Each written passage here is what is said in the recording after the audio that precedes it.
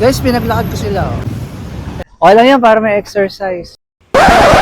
Yup, that's me. You're probably wondering why I look stressed. Well, it's my first time planning a whole family trip to Bangkok. Did we survive? Tara, let's find out. Day 1, ang goal natin, makarating sa Bangkok. Reality, gutom kasi maaga sa naiya. Yung parang nagpipiknik ka sa airport. Budget VIP lounge yan. Kaya nag-aantay na lang kami ang boarding. First time nung mga kasama namin. One eternity later. Window seat, first flight, international.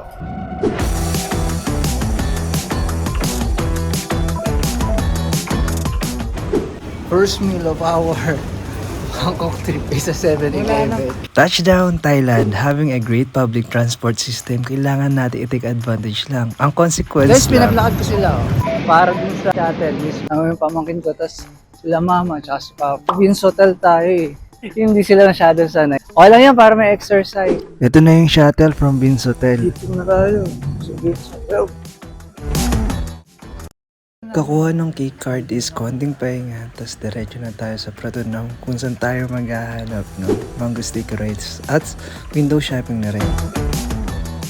Dito na rin tayo magpapapalit ng pera sa good exchange kasi okay yung rate dito. Tapos diretso na tayo sa Platinum Mall. Kasi yung mag-stroll dito, ang daming mabibili, tapos ang daming makikita, kaya tuwang-tuwa yung mga kasama ko. Pagdating sa Platinum Mall, sabi, ay nagugutom na sila. Naku po, ang layo pa nung kakainan namin sa itinerary. Kaya sabi ko, sige meron naman ditong food court, kaya doon na lang tayo kumain. Sana lang hindi lumagpas sa budget. Sticking to the budget is key. It sets the mood for the whole trip.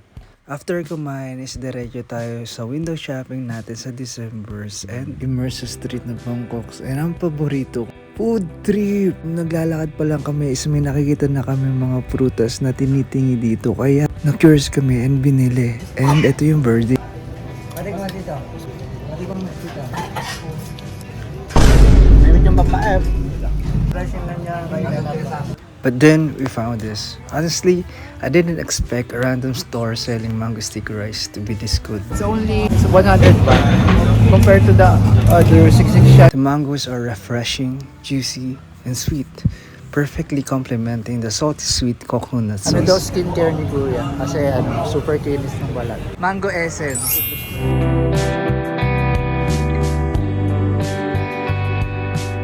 The rice is in a league of its own. Promise, bili ako bukas uli.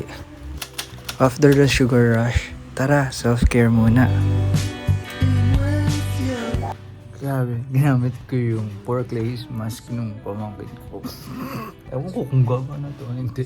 Wala lang. Parang whenever you're in a vacation, try mo lang yung mga things na you rarely do. Kasi wala nang mawawala kung hindi nasusubukan, di ba? And choice experience. It's really cute. Parang band. While waiting for dinner, we decided to chill muna sa roof deck pool. Looking at this night city view, mapapaisip ka talaga. Day 1 was chaotic. Puyat, picnic sa airport, bigla ang marathon at window shopping.